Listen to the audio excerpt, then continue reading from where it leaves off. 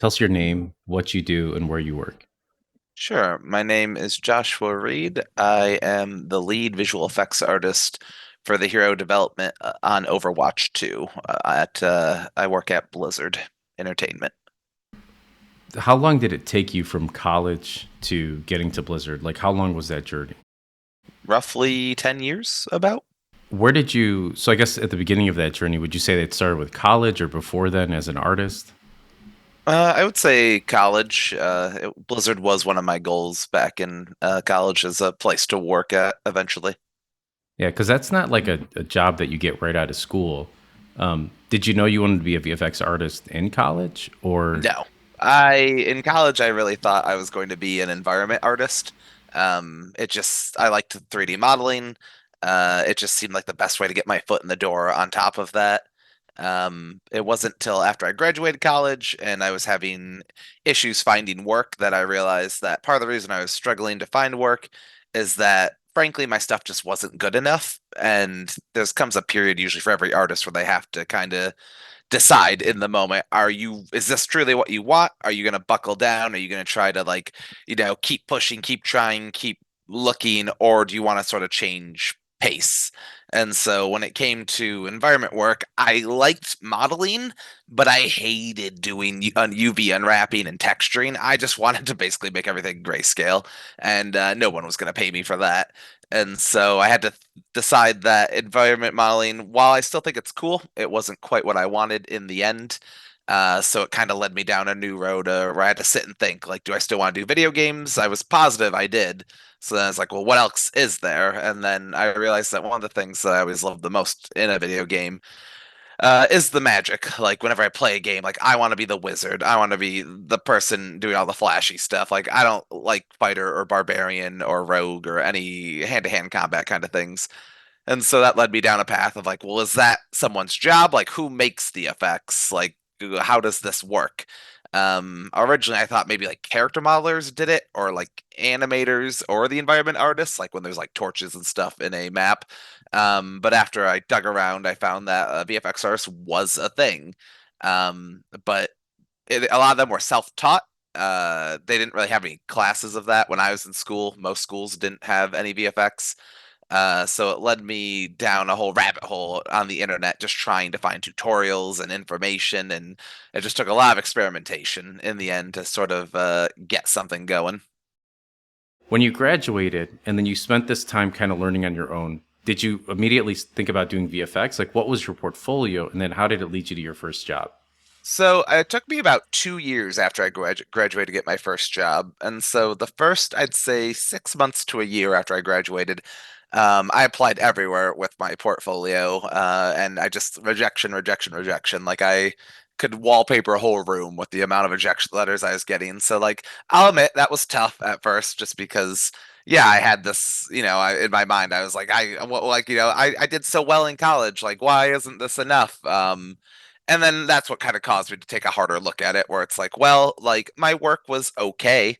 It was good enough to graduate with, but it wasn't quite there to really. There's just so much competition, especially for environment work, and that's kind of what led me in that turning point where it's like, was I willing to really just buckle down super hard and like learn a bunch of new techniques and just eat, breathe, live environment art, or did I need to kind of pivot? Because I guess like the thing that basically told me I needed to pivot was when I thought about doing all of that, I didn't want to.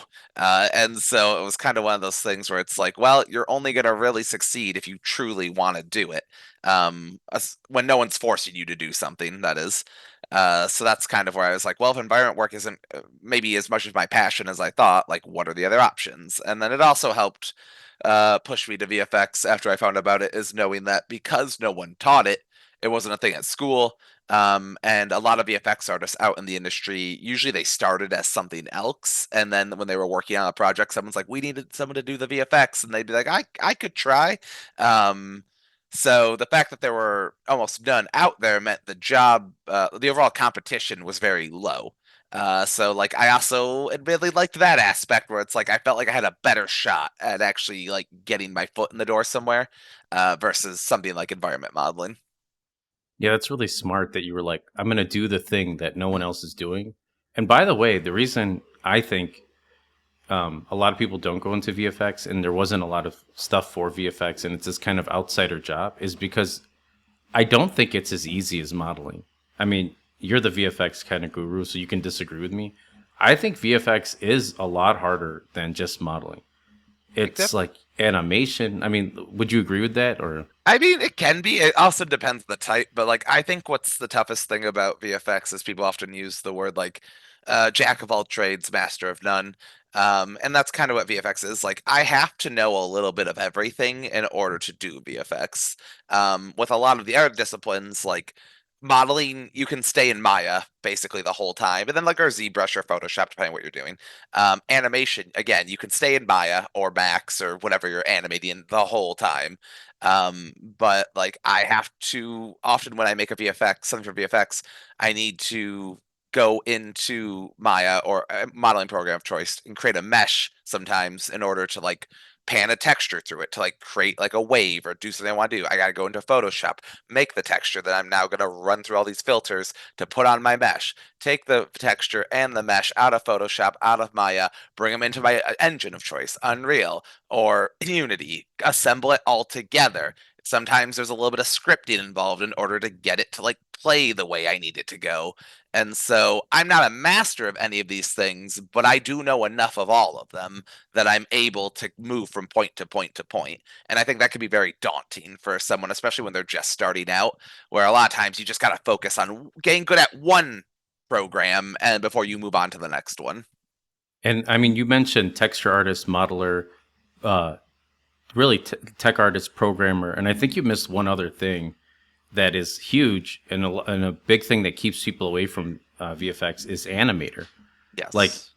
and you're sometimes animating the thing that the VFX is coming out of. Like I was doing this agacha, which is like a treasure chest that opens up and all these particles coming out. I literally like had to animate the thing spinning and rotate in the particle, and then I had to hand paint some of the dollar. Like it's so much, and it like gave me an all new.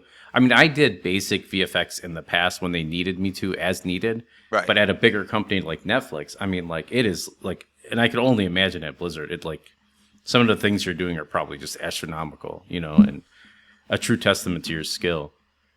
What was your first job out of college, like as an artist? So my very first job was actually so there was a studio. They've changed their name like 5 times now, but they were called High Res Studios at the time. I think they now go by High Res Ventures. Um, and so they make a MOBA called Smite. And it's I saw a posting on Polycount in their job section, and they were looking for a junior VFX artist, and those are pretty hard to find because most people want senior. And a lot of times, someone wants a senior VFX artist is because there's no one else to train a junior to be a VFX artist. So they just need someone who's automatically knows what they're doing, which is even harder to find in a category where there's not many of them out there. So seeing this junior position, I was like over the moon. So I was like, I applied for it, and I wasn't expecting to hear back, but like I'd put together basically a VFX demo reel of admittedly it was mostly tutorials that I just kind of followed and tried to like tweak a little to be like, and this is my version of it. Um, and so I applied for it. They hit me up. They sent me an art test, and basically they wanted to do a meteor falling from the sky and exploding. There was a character that was their ultimate. They just like would rain meteors down on you. So they wanted to see if I could recreate it, just to see if I could match their style. And so I got like a week, I think, for the test. I did it pretty fast. Sent it back. They then sent me a round of feedback to due to the test, which I did, and then they said that they liked it, and they flew me down to Georgia. It was in Alpharetta, Georgia, is the location. So they flew me down to do like an in-person interview, and so we did that over the course of a day, and then within a few days they had offered me the job. Oh my gosh, that's awesome. And like, how did you like? Was that just from tutorials and stuff that you attained the skills? And this was in Unreal Engine, Yes, Unreal the test. 3. And then yeah, I was mostly through tutorials. I obtained the skills and then just kind of a lot of experimenting, really. That's VFX especially, well, I guess I approach a lot of things like this, but VFX especially, it was just a lot of like I had the base knowledge from all of the Bill Cladis tutorials, and then it was just me messing with stuff to try to get what I wanted. And so I turned in something I thought was like pretty good. And then, they gave me all this feedback. And then after all the feedback, I was like, oh yeah, this is like so much better. Like I'm almost embarrassed. I thought the first one was good. But then part of also I guess we'll say the reason they'd given me the feedback was it was also part of the test to just see if I could take feedback. How did I handle it? Like, Mhm. could I because it was all, a rough example of this is the things I'd have to do in the job as well. Like I'd be getting these kind of feedback notes and like what would I do with that feedback? Would I ignore it? Would I incorporate it? How would I incorporate it? I really, really appreciate you bringing up the that you noticed that there was like feedback, like and they wanted to see how you would react to the feedback. When I'm interviewing people now, or even way back at High Voltage when I was there, Hmm. I always gave someone feedback just to see if they would make any changes whatsoever and resubmit it to us at the studio. And that right away let me know, like, if I put this person in a chair and I provide them with any sort of critique, they would, it wouldn't be an argument because a lot of people, I don't know if you experience this too, they actually kind of argue their way to not making changes or they blame other people for changes. Like, oh, my teacher told me to make it red, where I'd be like, oh, you should make that church shirt purple or something, like Sam, the Right. character artist. So that is a huge part of the interviewing process is people want to see if you can accept feedback. And that's like, that's so true. Yes. At this point, getting onto Smite, how many years had it been since college? It'd been about two. So that's a long time. It took me longer, by the way, after I graduated college to get a job. But the reason I bring that up is my question is I almost gave up because at Hmm. that point I was going to school to get a master's in education and I was working as a CPS teacher and I was only doing it for fun. I'd really Right. just given up. How did you not give up? Like what was your motivation to keep going after 2 years of getting all these rejections? I mean, I was very close to giving up, admittedly, but I think the two things that pushed me was so for a little bit I was working in the Midwest. There's like a grocery store called Meyer. It's kind of like a Walmart a little bit as far as just like they sell kind of everything, groceries, electronics, all that jazz. And so I was working in like the little photo department just for to make ends meet, basically. And I hated it every single day. And my feet hurt so bad because we'd have these like 8-hour shifts and you were allowed to sit down like you got one 15-minute break throughout the day, and like every day I was just like I was getting more and more depressed every day I had to go to that place. And then finally it just kind of like there just came a day where I was just like I couldn't accept this being my life, so I had to find some way forward. And then on top of that, this part's I guess maybe not not as wholesome, but like some of my in some ways spite was a bit of a motivator for me as that I did have a fair amount of people who, as you mentioned, like when I went to art school, they're like must be nice to waste all your money on like a dream. And it's like when I didn't immediately succeed, I had a fair amount being like well, you went to art school, you probably should have done something like more important with your life. And so like I was determined at that point that like I just couldn't let them be right. So it also was a small motivator to be like, I need to prove that this wasn't a mistake.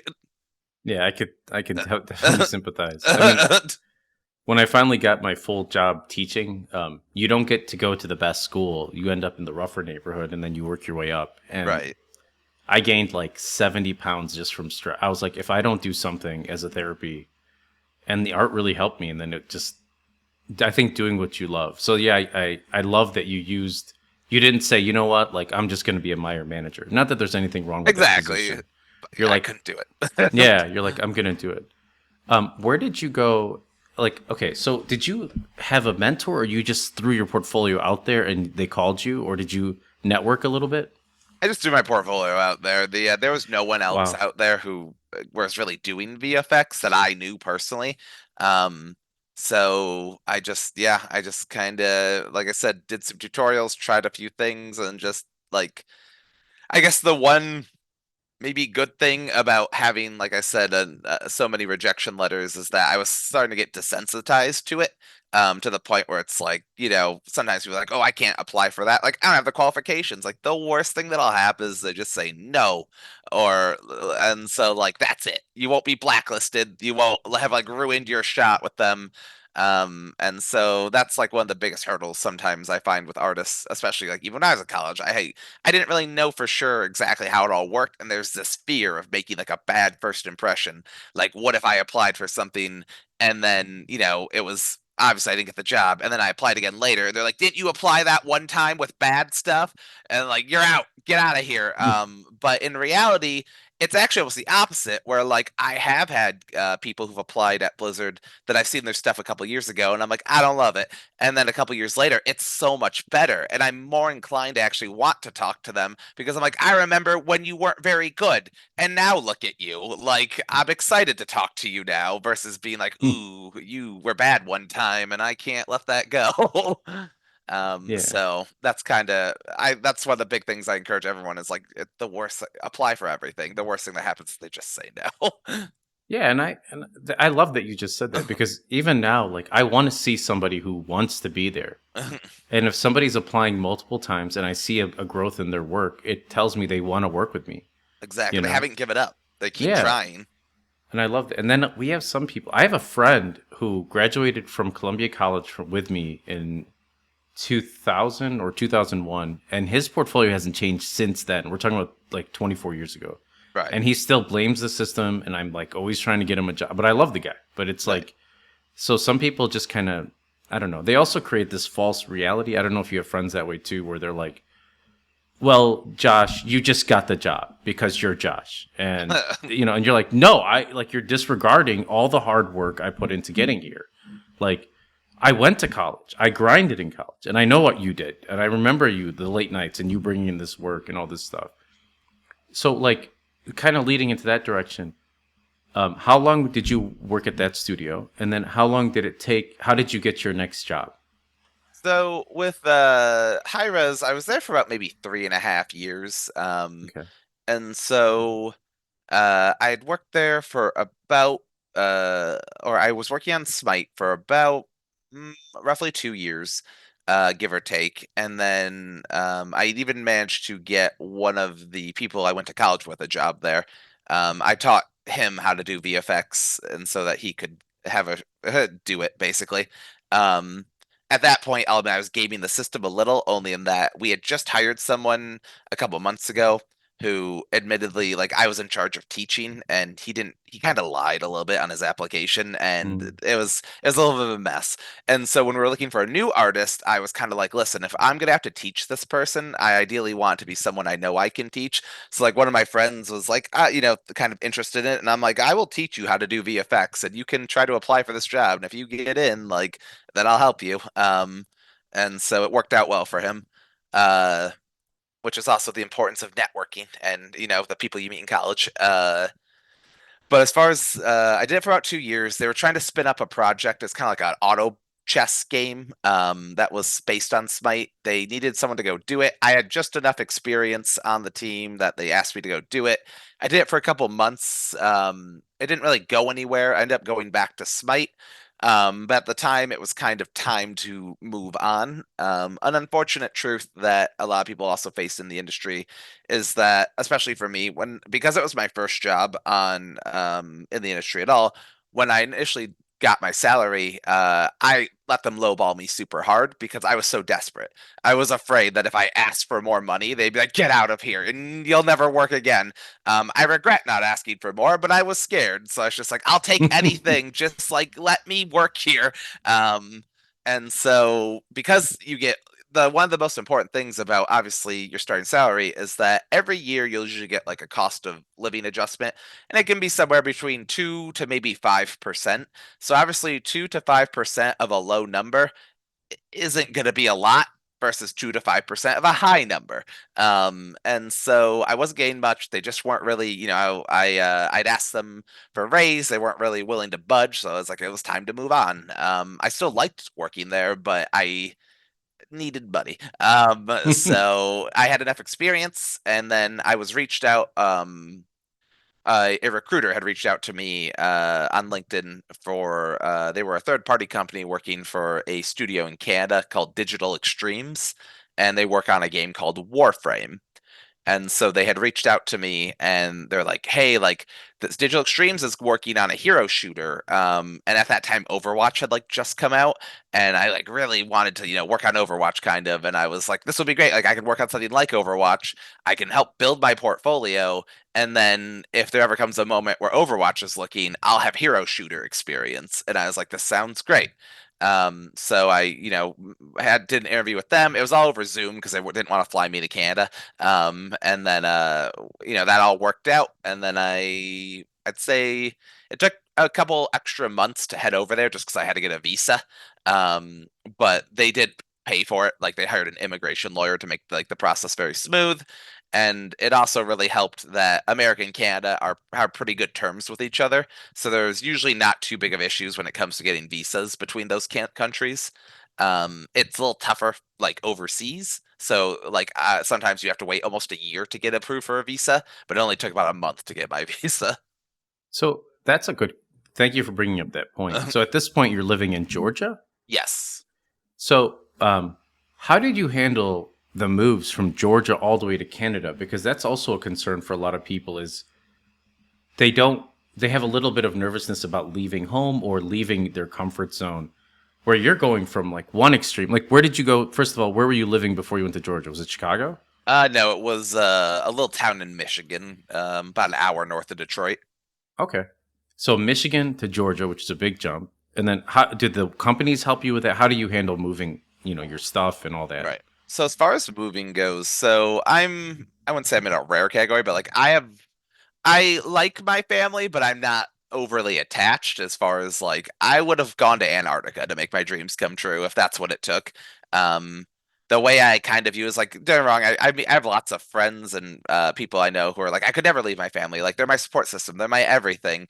And it would be a different story if like, I was told like when you leave, you may never come back and you'll never see them again. It's like, well, that would be tough.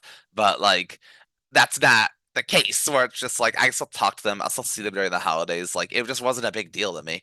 I don't know. It's like I'll see you when I see you. But so that was never a problem. Like I would have gone anywhere.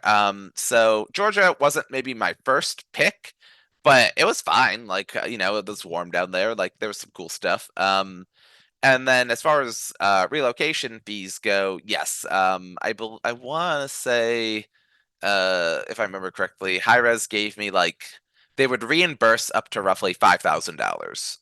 So I still had to like get like a moving truck and all the junk. And they would only cover the actual like moving part. They wouldn't like, you couldn't use that money for like first month of an apartment or like anything like that. It was just purely for like the moving aspect. Um, so that was good. Basically just packed up a what I ended up doing was getting like these like cubes you can get where they'll like drop them off at your like driveway, fill them up, and then they'll like take them to your next place. So we did that basically, and then just drove down. Um, Was that cheaper than a moving company? it Those was, pods? yeah. If I remember correctly, it only cost like I want to say like 1,500 maybe to do all that. It's not bad. And then Yeah. was it a because this is a bigger studio in Canada, I'm assuming, right? That paid Uh, you more money. Did they yeah. provide more benefits for So moving to you Canada? would think that, but their benefits were terrible. Their movie benefits were terrible. It was a point of contention. I almost backed out because they were not helpful at all. Mm, Um, but so I ended up having to pay a little out of my own pocket because they weren't covering all of it. But no, that's not um, cool. yeah, it wasn't great. But it is what it is at the time. I was like I said, I went there.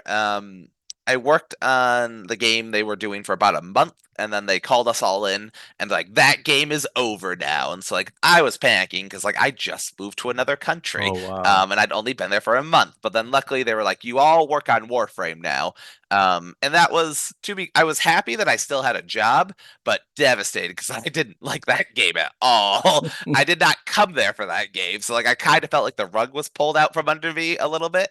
And then on top of that, like I was there on basically a 2-year contract. So if I left at any point before those 2 years were up, I had to give them back the relocation money and the money they spent on the immigration lawyer and the visa. So I was kind of stuck at that point.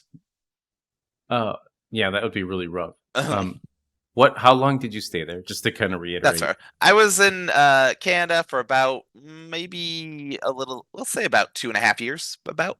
That's about I mean, would you say that's normal for I feel like I was at Amazon for almost 3 years or Mhm. maybe 3 years. Um I was at high voltage for 3 years. I feel like that's about the time when you decide, like, hey, Are you going to promote me, give me a raise, or put me on a cooler project, or I'm going to bounce?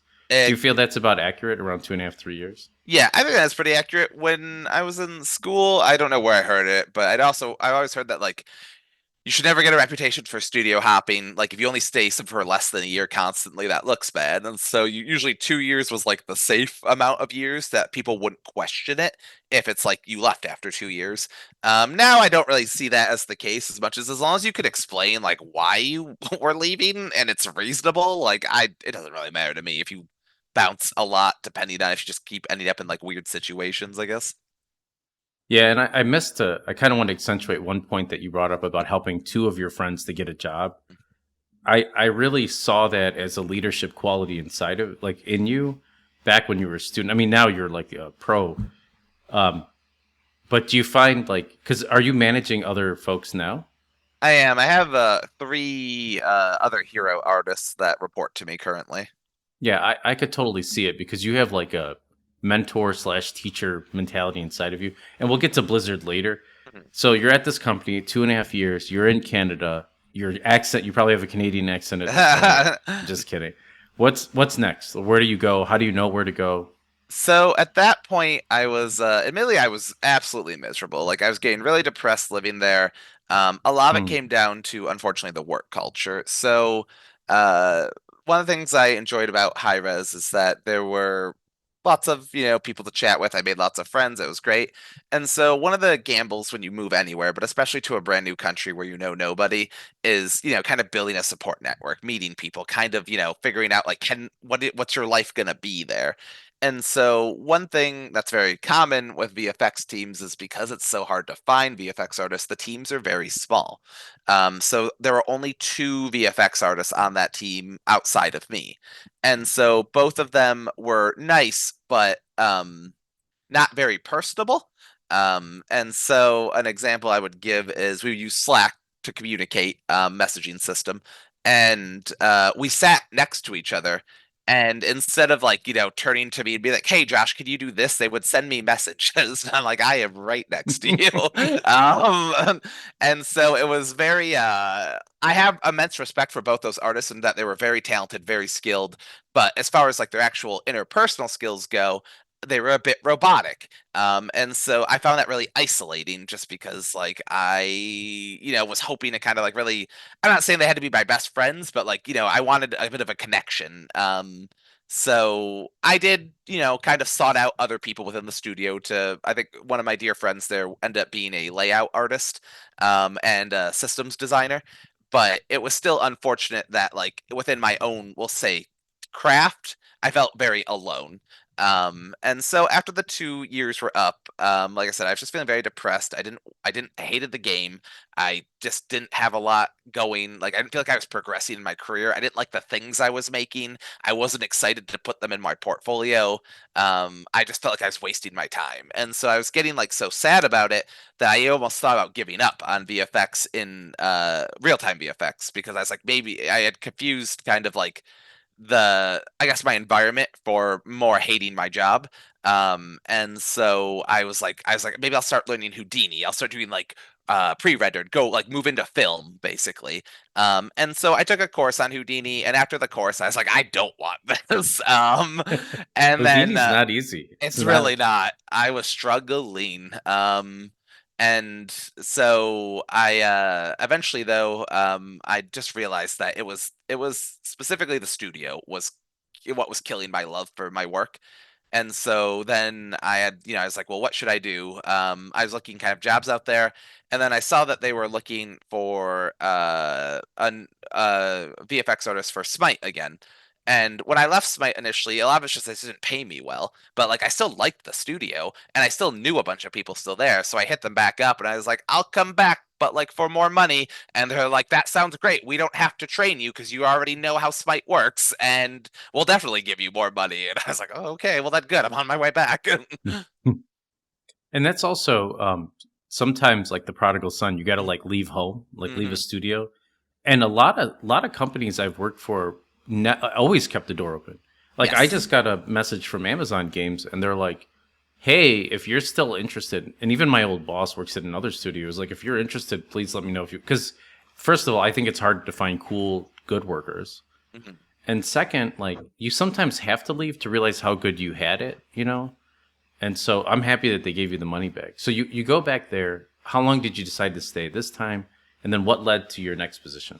This part was tough. So I was very excited to be back. Like it was like a breath of fresh air as far as like my team was super fun, super personal. I came back as a senior artist at that point. I was actually willing to settle for mid, and then like when they gave me the offer, like you're a senior, and I was like, all right, great.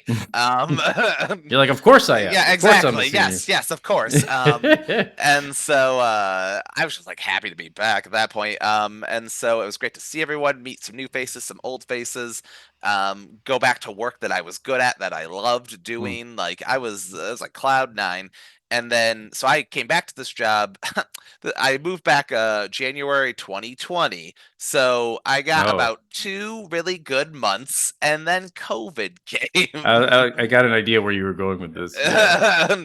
And so COVID triggered remote work. So all of the things that were I was like very excited about as far as like being back at the studio, like the fun parts of it, were done.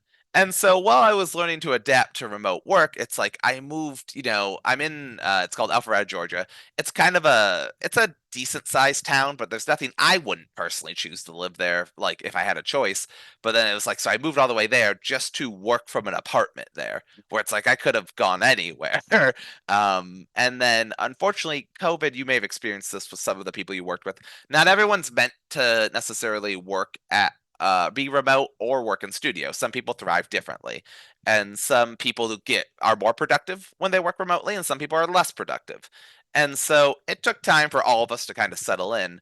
But my lead at that time was very he was like an ex-Marine, and he was very militant in terms of how he kind of ran the VFX team. And not being able to see us like in seats and in office and in person, it drove him insane. And it kind of led to him becoming kind of a pretty harsh lead. So originally I thought he was very cool, but in the end, he like we had 6 effects artists quit because of how crazy he got. Wow. And when you scare away one VFX artist, that's already tough because again, we're hard to get. So if you scare away 6 of them, so in the end, like I had it. I didn't like the micromanaging. I didn't like a lot of what was going on. And so roughly at that time, Blizzard had reached out to me and about Overwatch, and I was like, you know what? Like, let's try it. Like, I need to do something different. Unfortunately, the thing I was excited about had sort of gone to crap on me, so I was like, I gotta make a change again. So that's kind of what led to then reaching talking to Blizzard. I'm sure that like having a boss that um, was more militant and more controlling kind of informed the way that you work with coworkers in the future and the way you help others. Yes. Um, were you hesitant about? So I have a fair amount of experience in the industry. I've been at it a while, and I every time I switch studios, I don't. I hate to use this term because it's overly used, but like, whether it's like anxiety about like God, the term is the imposter syndrome. Sorry, I was like I hate to use this term, but then my brain won't let me use it. Whether it's imposter syndrome or this fear of going to a bigger studio, did you have any of that going to Blizzard? And I guess the first question is they reached out to you through what, LinkedIn, or how did Yeah. they? Okay, so that's kind of like a nice path for you. Is like LinkedIn has always been there in the background where people are hunting you. Did you have to pay for any super subscription or anything for this, or No. just no? Just normal. The one of the especially as a VFX artist in general, but one with experience. I guess not to sound arrogant, but like I get like weekly at least 2 recruiters usually being like, "Hey, come here." Yeah, we want So Josh. Yeah. What's your address? I'm going to send you some goodie basket from our company for well reason. Um, so you had enough experience to feel confident going over to Blizzard, right? You didn't have any fear or Oh no, anxiety. I had lots of fear. Okay. So that sadly never really goes away, at least in my experience. there was always this, even with my very first, from my very first job, even to up until I got to Blizzard, there's always that worry of kind of like, you're gonna get there and you're gonna give you something you don't know how to do, and then you're gonna mess up and they're like, you're fired, like you trickster. And so that always scared me. But in reality, what would happen is you do get stuff you don't know how to do, and then you say, hey, I'm not sure how to do this. Like, do you think you could give me a direction? And they're like, oh yeah, for sure. And then they will show you what to do, and then you do know how to do it in the future. Or, you're given time to figure things out. And so I don't. I'm not necessarily like I don't necessarily have it as much as I used to, but there is still always that little bit of fear that lives in your background. And the thing is, as you climb higher and higher and higher, like as a lead, I used to like at first when I was offered this option or this position, I wasn't sure if I want it just because there are still things out there that I don't know how to do. I don't consider myself the best VFX artist to ever live, and at first in my mind, it's like, how can I lead people if I don't know everything? And in reality, it's that it's not about knowing everything. It's about knowing how to find out. And it's about knowing, like, when my kids come to me, or I mean, my artists come to me sometimes, and they're just like, hey, Josh, like, I'm trying to do this. And I'm like, ooh, I don't know how to do that either. I know how to figure out to do it, like, in terms of who we got to talk to, where we got to go, what's the path to set them on to get the result we need. And in the end, that's more what being a lead is about. I agree with that. And I lead some folks now, and having gone in and out of leadership positions, I agree 100%. Like I used to have this fake aura where I was like, okay, I know everything, and maybe it comes a little bit from teaching because you don't want to let these people down. They're Right. paying money to learn from you, and you're giving them everything you have. But the reality behind it is leadership, whether it's in teaching, which I think, by the way, you should consider with all this experience, is maybe if you're not doing it already, getting some extra cash teaching somewhere. But it's a relationship of working with them on something, Mhm. and then your skills from your experience are going to come out anyway to support them. But there might be these few little nuggets that you research and you help them research, and then also helping them grow as a person so that they one day can become leaders themselves. Exactly. Um, so, what titles did you work on at Blizzard, and then what was your upward trajectory towards this point that you're at now? So, did you start off as a senior and then work up to a lead? How did it work? So, Overwatch, I started on Overwatch technically. They were like just at the tail end of supporting it as they were moving on to Overwatch 2's release. So I did like one or two events, just some simple stuff for them for like their Halloween thing. And while I was just kind of learning some things. And then it was all like just doing Overwatch 2 stuff for the launch. Um, and so as far as kind of trajectory, so initially they brought me in at a mid level. And at first, like, I was a senior at high res, so at first it's like, ooh, do I want? I was worried about this sort of like stepping down kind of situation, but the thing is, I'd been doing VFX long enough that I still felt secure enough that like the title didn't mean that much to me, and also they were offering me $25,000 more than I was making as a senior at high res. So like at that point, they could have called me their intern. Like I wanted the money. The title didn't mean that much to me in the end, and that's what I found as I've got was the longer I've been doing this, like it's just a title at the end of the day. It's the perks and the benefits that I want that come with it usually. And so I was mid-level for about a year, and then they kind of realized, just based on all the work I was doing and all the things I was able to do, that they really lowballed me on that one. So they bumped me up to senior. And so that was great. I was grateful for that. And then we had some people leave, we had some things change, we reorganized, and then eventually we got to the point where the way things were kind of working is that the VFX team had gotten very large, and it was all just too much for my lead to sort of run it alone. And so we sort of developed kind of like a new hierarchy where my lead is referred to as the craft lead. He has final say about VFX in perpetuity forever. And then he then needed to basically recruit, we'll call them sub leads or two lieutenants. So one person to run the heroes pillar, so new characters for the game, and another person to run rewards, so like cosmetics, like skins and emotes and plays of the games and the things that we sell. And so I had a passion for Overwatch. I still do. I know everything about it. And that was always very evident. So I was the best choice to run Heroes because you need to really have a good understanding of the game in order to add new characters to it. And then we had another incredibly skilled and wonderful VFX artist named Ryan who took over the rewards pillar. Oh, that's awesome. And also sometimes I find I agree 100%. Like people are like, "Oh, what's your current title?" I'm like, "How about we talk a little bit about the compensation?" And it gets worse Yes. as if you decide to have children or get married or whatever. And I'm like, I'm on my second kid, and what else swag do you guys give me, like, so I can give it to these people? You got two kids now? Oh Yeah. man. Oh, I know. Yeah. The second one is coming in 2 weeks, two Oh, 3 weeks. Yeah. congratulations. Yeah. 2-year-old, and yeah. But this isn't about me. It's about Fair anyone who's gonna see this is gonna know everything about me anyway. But so enough. thank you, Josh, for. I think like I don't know. I've been very impressed by your career. I think it's amazing. I mean, if they don't give you a lead and a huge pay bump soon, like you know, hopefully they can keep retaining you. I mean, just kind of as a concluding thought for you, like you initially wanted to work at Blizzard, and this was 12 years ago, right? And now you're at Blizzard. Like, what are your thoughts over like you did it, you made it, like Right. you achieved your goal? Was it everything you wanted? Is the journey like? Would you have changed anything about the journey? Like, what are your thoughts? That's a good question. I am pretty happy with how things worked out. I won't say it's been perfect. Like there have definitely been moments where like I've contemplated moving on or going somewhere else or doing other things, but ultimately I am pretty happy with how things worked out. And there is that sort of thing where it's like, well, part of me wishes, I could have got here sooner, but there's also a part of me that I feel like I'm more grateful to be here because of the struggle, because of all seeing kind of like what other studios were like, getting these experiences like, oh, this was cool, but like this was terrible.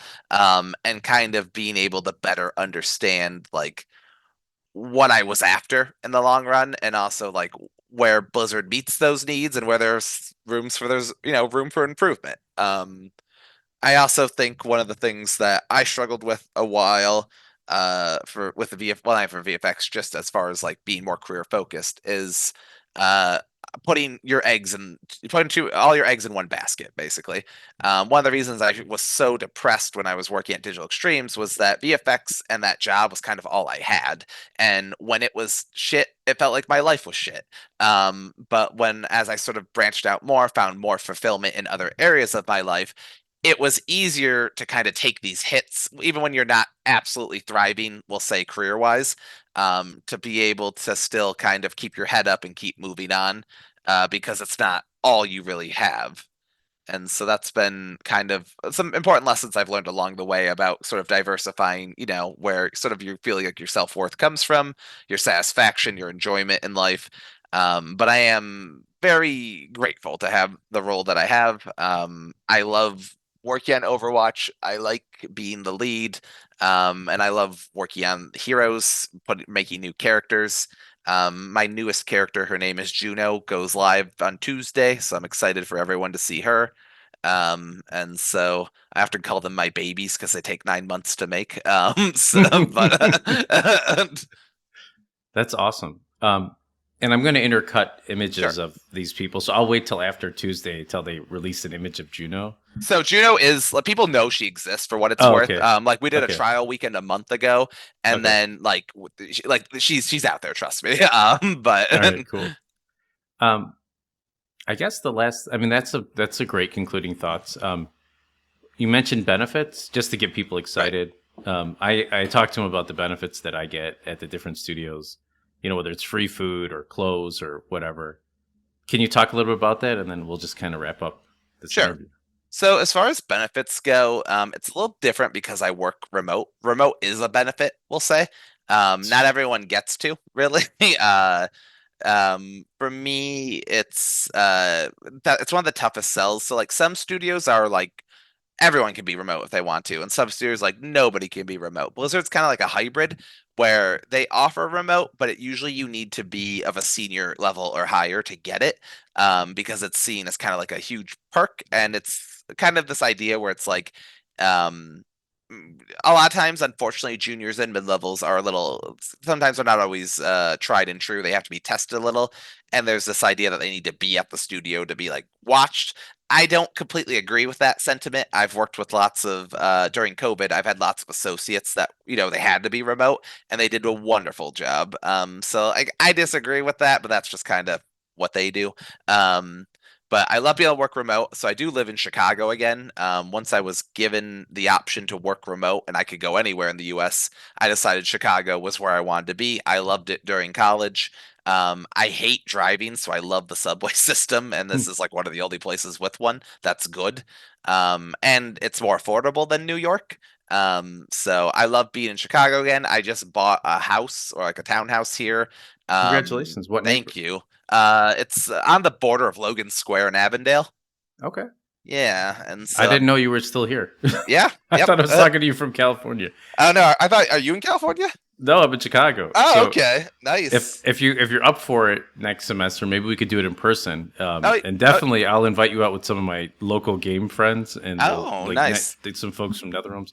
Oh And yeah, it's no, all on me. Dinner's on me as a oh, thank that's you. no, it's all good.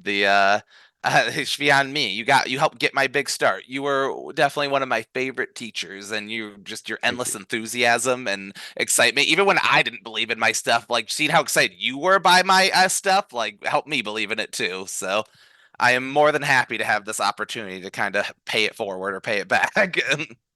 Yeah, I mean, you made it easy, Josh. So it's just kind of passing back the good intentions.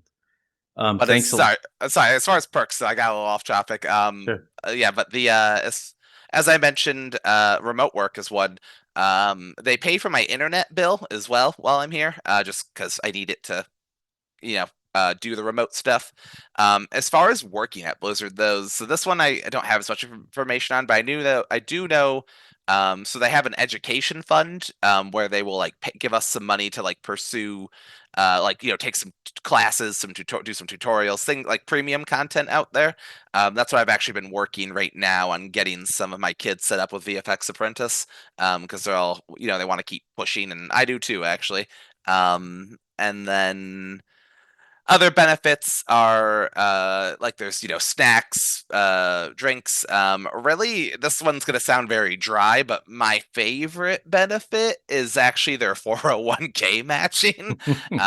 They do 25%, which is insane Yeah, you compared can to what retire you'll. next year. Well, it's 25% up to a certain number, Okay. but it is still compared to other places I've worked at, it was like 6%, 8%. Like it's the 401k alone where even when sometimes if I'm having like a rough day, I'll be like, I can't leave. Who's gonna match this? But and then the final perk, this is the one that the whole reason my mom thinks I work here is Blizzard gives very cool anniversary gifts. So at 2 years you get a Stein, but then at 5 years you get a sword. And then at 10 years you get a shield to go with the sword. And then at 15 years you get a signet ring. And then at 20 years you get a helm. That is awesome. Hopefully, they're not like planning a real battle, and that's why they're giving you. But that is sick. I mean, I never worked at Blizzard, and like that to me was like the ultimate cool studio. I watched videos online. It just was like, I mean, is the studio as cool when you're there as they all the videos online and everything? So the funny part is I just hit my 3 year anniversary back in June. Have yet to go. Haven't set foot in there, but one day maybe. Yeah, I that's told them the. like when I get my sword, I'll go pick it up in person so that way I can finally see what it looks like. I have my 1 year anniversary with Netflix next month, and I don't know. I've never been in a Netflix studio. It's a weird time. It's like different, right? Like, and you're right. And I'll close it up here, but you're 100% correct. When they trust you and you have the level of experience and the work, you get away with getting to be remote, and they give you good gifts, and they trust you, and you've earned that trust. And that goes with anything, whether it's a career or relationship or friendship or whatever. And then the last point I want to reiterate that you said was like life balance, right? Like you can't just be about work. You've got to have Exactly. family and friends who care about you. You got to be, so. All right. Well, thank you, Josh. Man, this is awesome.